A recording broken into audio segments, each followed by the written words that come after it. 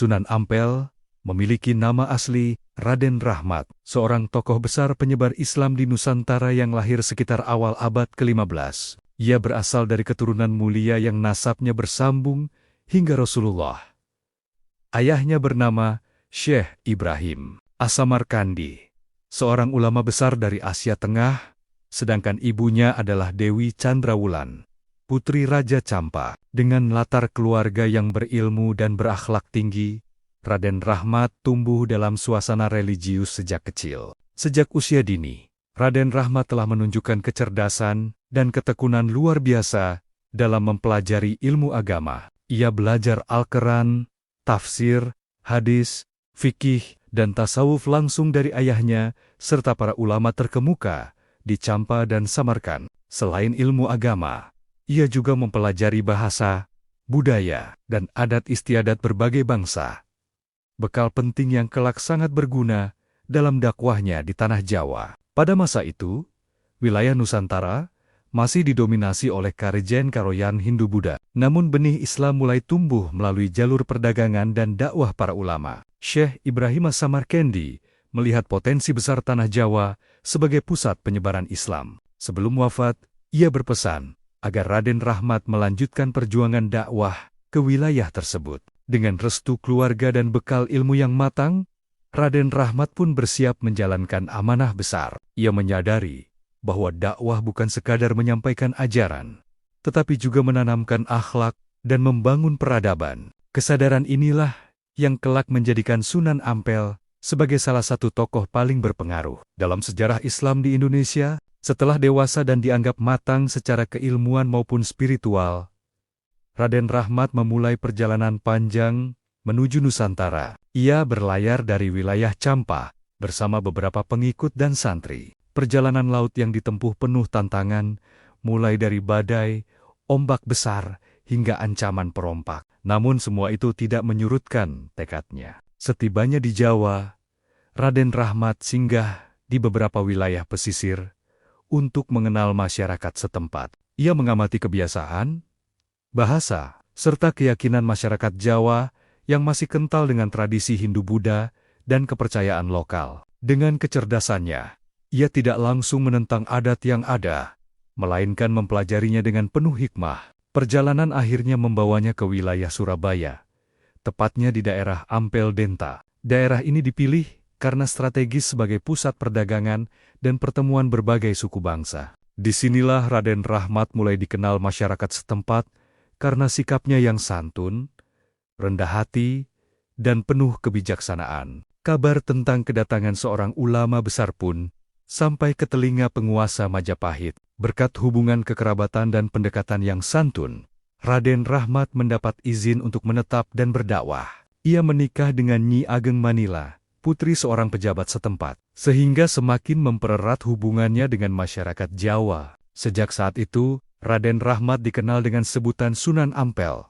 Sesuai tempat tinggal dan pusat dakwahnya, ia siap memulai tugas besar, menyebarkan Islam dengan cara damai, bijaksana, dan penuh kasih sayang. Sunan Ampel menyadari bahwa dakwah yang kuat harus berakar pada pendidikan. Oleh karena itu, langkah pertamanya adalah mendirikan pesantren Ampel Denta, salah satu pesantren tertua di Nusantara. Pesantren ini menjadi pusat pembelajaran Islam sekaligus tempat pembinaan akhlak bagi generasi muda. Di pesantren ini, Sunan Ampel mengajarkan Al-Quran, fikih, tauhid, tasawuf, dan etika sosial. Metode pengajarannya sederhana, namun mendalam. Ia menekankan keseimbangan antara ilmu, iman, dan amal. Santri tidak hanya diajarkan teori agama, tetapi juga bagaimana hidup jujur, adil, dan bermanfaat bagi masyarakat. Pesantren Ampel Denta dengan cepat berkembang. Santri datang dari berbagai daerah di Jawa, bahkan luar pulau. Mereka tinggal bersama, belajar disiplin, dan dibimbing langsung oleh Sunan Ampel. Dari sinilah lahir ulama-ulama besar yang kelak menjadi tokoh penyebar Islam, seperti Sunan Giri, Sunan Bonang, dan Raden Patah.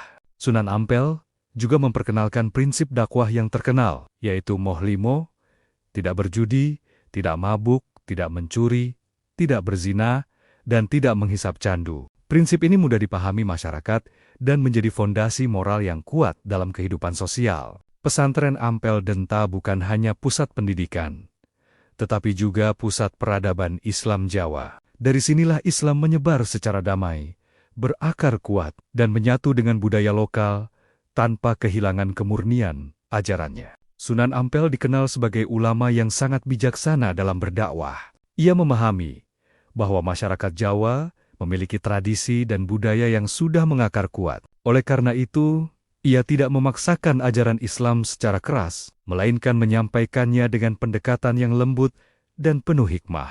Baginya, dakwah adalah seni menyentuh hati, bukan sekadar menyampaikan hukum. Dalam setiap dakwahnya, Sunan Ampel selalu menekankan akhlak mulia. Ia mengajarkan bahwa Islam hadir untuk memperbaiki perilaku manusia, bukan merusak tatanan sosial. Upacara adat dan kebiasaan masyarakat tidak serta-merta dihapus, melainkan diarahkan agar selaras dengan nilai-nilai tauhid. Dengan cara ini, masyarakat merasa dihargai dan tidak terasing. Salah satu kekuatan dakwah Sunan Ampel adalah keteladanannya. Ia hidup sederhana, jujur, dan dekat dengan rakyat kecil. Sikap inilah yang membuat masyarakat percaya dan menaruh hormat kepadanya. Banyak tokoh masyarakat yang akhirnya tertarik mempelajari Islam karena melihat langsung akhlak Sunan Ampel. Ia juga sering berdialog dengan para pendeta dan tokoh agama lain. Dialog tersebut dilakukan secara damai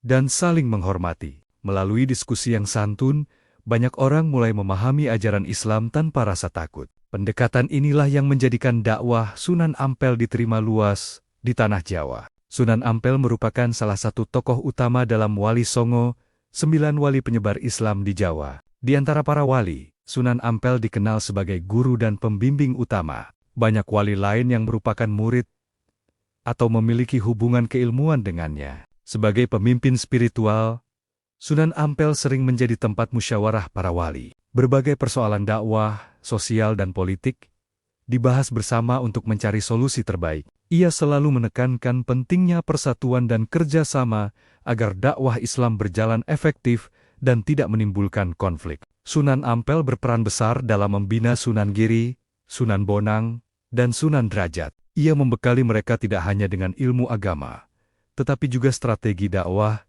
yang sesuai dengan karakter masyarakat Jawa. Berkat bimbingannya, para wali mampu menyebarkan Islam ke berbagai penjuru Pulau Jawa. Dalam setiap musyawarah Wali Songo, Sunan Ampel dikenal sebagai sosok yang bijak dan adil. Pendapatnya selalu dipertimbangkan karena kedalaman ilmu dan kematangan spiritualnya. Ia tidak mencari kekuasaan, melainkan mengutamakan kemaslahatan umat dan kedamaian masyarakat. Pada masa Sunan Ampel, Kerajaan Majapahit masih berdiri sebagai kekuatan besar di Jawa. Sunan Ampel menjalin hubungan yang baik dengan pihak kerajaan tanpa harus mengorbankan prinsip-prinsip Islam. Hubungan ini dibangun atas dasar saling menghormati dan kepentingan bersama untuk menjaga ketertiban masyarakat. Sunan Ampel sering dimintai nasihat oleh pejabat kerajaan, terutama dalam urusan moral dan sosial. Ia memberikan pandangan yang menyejukkan dan tidak memihak secara berlebihan. Sikap netral dan bijaksana ini membuatnya dihormati oleh kalangan istana maupun rakyat jelata. Meski dekat dengan kerajaan, Sunan Ampel tidak pernah menggunakan kekuasaan politik untuk memaksakan Islam. Ia tetap konsisten berdakwah melalui pendidikan dan keteladanan. Ketika Majapahit mulai mengalami kemunduran, ia tetap fokus membina umat dan mempersiapkan generasi penerus Islam. Hubungan baik dengan Majapahit memberikan ruang aman bagi berkembangnya pesantren dan komunitas Muslim. Dengan demikian, Islam dapat tumbuh secara alami tanpa pertumpahan darah. Peran Sunan Ampel dalam menjaga stabilitas inilah yang menjadi salah satu kunci keberhasilan dakwah Islam di Jawa. Sunan Ampel sangat menyadari bahwa dakwah tidak boleh berhenti pada satu generasi. Oleh karena itu, ia menaruh perhatian besar pada pembinaan kader ulama dan pemimpin umat. Di pesantren Ampel Denta, ia mendidik para santri dengan disiplin tinggi, namun penuh kasih sayang. Setiap santri diperlakukan sebagai amanah yang kelak akan meneruskan perjuangan Islam. Pendidikan di pesantren tidak hanya berfokus pada hafalan dan teori, tetapi juga praktik kehidupan sehari-hari. Sunan Ampel mengajarkan pentingnya kejujuran, tanggung jawab, dan kepedulian sosial. Para santri dilibatkan langsung dalam kegiatan masyarakat, seperti membantu warga, berdagang dengan jujur, dan berdakwah secara sederhana. Beberapa murid Sunan Ampel kemudian menjadi tokoh besar dalam sejarah Islam Jawa. Sunan Giri dikenal sebagai ulama dan pemimpin yang berpengaruh di wilayah Timur Jawa. Sunan Bonang menjadi pendakwah kreatif yang menggunakan seni dan budaya. Semua itu berawal dari pendidikan kokoh yang mereka terima di Ampel Denta. Sunan Ampel sering berpesan kepada murid-muridnya agar tidak sombong dengan ilmu. Menurutnya, ilmu tanpa akhlak akan membawa kerusakan. Pesan inilah yang membentuk karakter ulama Nusantara yang santun, bijaksana, dan dekat dengan rakyat. Salah satu peran penting Sunan Ampel adalah keterlibatannya dalam lahirnya Kesultanan Demak, kerajaan Islam pertama di Jawa. Raden Patah, pendiri Demak, merupakan murid sekaligus menantu Sunan Ampel. Hubungan ini tidak hanya bersifat keluarga, tetapi juga ikatan spiritual dan keilmuan. Sunan Ampel membimbing Raden Patah agar menjadi pemimpin yang adil dan berlandaskan nilai-nilai Islam. Ia menekankan bahwa kekuasaan adalah amanah, bukan alat penindasan. Prinsip ini menjadi fondasi awal pemerintahan Demak. Dalam proses berdirinya Demak, Sunan Ampel bersama para wali lainnya melakukan musyawarah panjang. Mereka sepakat bahwa perubahan politik harus dilakukan secara damai dan bertahap. Tidak ada paksaan atau kekerasan terhadap pihak Majapahit yang tengah melemah. Sunan Ampel tidak terlibat langsung dalam pemerintahan, namun perannya sebagai penasihat spiritual sangat besar. Ia memastikan bahwa Demak tumbuh sebagai pusat dakwah dan peradaban Islam, bukan sekadar kerajaan yang mengejar kekuasaan. Salah satu warisan terbesar Sunan Ampel adalah ajaran moral yang sederhana namun kuat. Prinsip Moh5 menjadi pegangan masyarakat dalam membangun kehidupan yang bersih dan bermartabat. Ajaran ini mudah diterima karena dekat dengan realitas kehidupan sehari-hari. Selain Moh5, Sunan Ampel juga menekankan pentingnya ukhuwah dan toleransi. Ia mengajarkan agar umat Islam hidup berdampingan secara damai dengan pemeluk agama lain. Menurutnya, perselisihan hanya akan melemahkan umat dan merusak persatuan. Dalam kehidupan pribadi, Sunan Ampel menjadi teladan kesederhanaan. Ia menolak hidup mewah, meski dihormati banyak orang. Hartanya digunakan untuk membantu fakir miskin dan pengembangan pendidikan Islam. Ajaran-ajaran Sunan Ampel terus hidup hingga kini, menjadi fondasi karakter Islam Nusantara yang ramah, damai dan berakhlak mulia. Salah satu warisan terbesar Sunan Ampel adalah ajaran moral yang sederhana namun kuat. Prinsip Moh5 menjadi pegangan masyarakat dalam membangun kehidupan yang bersih dan bermartabat. Ajaran ini mudah diterima karena dekat dengan realitas kehidupan sehari-hari. Selain Moh5, Sunan Ampel juga menekankan pentingnya ukhuwah dan toleransi. Ia mengajarkan agar umat Islam hidup berdampingan secara damai dengan pemeluk agama lain. Menurutnya, perselisihan hanya akan melemahkan umat dan merusak persatuan. Dalam kehidupan pribadi, Sunan Ampel menjadi teladan kesederhanaan. Ia menolak hidup mewah, meski dihormati banyak orang. Hartanya digunakan untuk membantu fakir miskin dan pengembangan pendidikan Islam. Ajaran-ajaran Sunan Ampel terus hidup hingga kini, menjadi fondasi karakter Islam Nusantara yang ramah, damai dan berakhlak mulia. Perjalanan dakwah Sunan Ampel tidak selalu berjalan mulus. Ia menghadapi berbagai tantangan, baik dari masyarakat yang masih kuat memegang kepercayaan lama, maupun dari pihak-pihak yang merasa terancam oleh berkembangnya Islam. Namun, semua ujian tersebut dihadapinya dengan kesabaran dan keteguhan iman. Beberapa tokoh menentang ajaran Islam karena khawatir kehilangan pengaruh dan kedudukan. Fitnah dan kesalahpahaman pun sempat muncul. Sunan Ampel tidak membalas dengan kemarahan, melainkan menjawabnya dengan perilaku yang semakin santun. Sikap inilah yang perlahan meluluhkan hati para penentangnya. Dalam kondisi sulit, Sunan Ampel selalu menguatkan diri dan para muridnya dengan dizikir dan doa. Ia mengajarkan bahwa keberhasilan dakwah bukan ditentukan oleh jumlah pengikut, melainkan oleh keikhlasan niat. Prinsip ini membuat dakwahnya tetap lurus, meski menghadapi tekanan. Keteguhan Sunan Ampel menjadi inspirasi bagi para wali dan santrinya. Mereka belajar bahwa jalan kebenaran memang penuh ujian, namun akan selalu ada pertolongan Allah bagi hamba Nia yang sabar dan istiqomah. Memasuki usia lanjut, Sunan Ampel mulai mengurangi aktivitas fisik, namun perannya sebagai pembimbing spiritual tetap kuat. Ia lebih banyak menghabiskan waktu di pesantren untuk mengajar, berdoa, dan memberi nasihat kepada para santri serta tokoh masyarakat. Pada masa ini, Sunan Ampel sering mengingatkan pentingnya menjaga persatuan umat Islam. Ia khawatir perbedaan pendapat akan memicu perpecahan. Oleh karena itu, ia menasihati para muridnya agar selalu mengedepankan musyawarah dan saling menghormati. Nasihat lain yang sering disampaikan adalah tentang keikhlasan dalam beramal. Sunan Ampel menegaskan bahwa dakwah yang dicampuri ambisi duniawi akan kehilangan keberkahannya.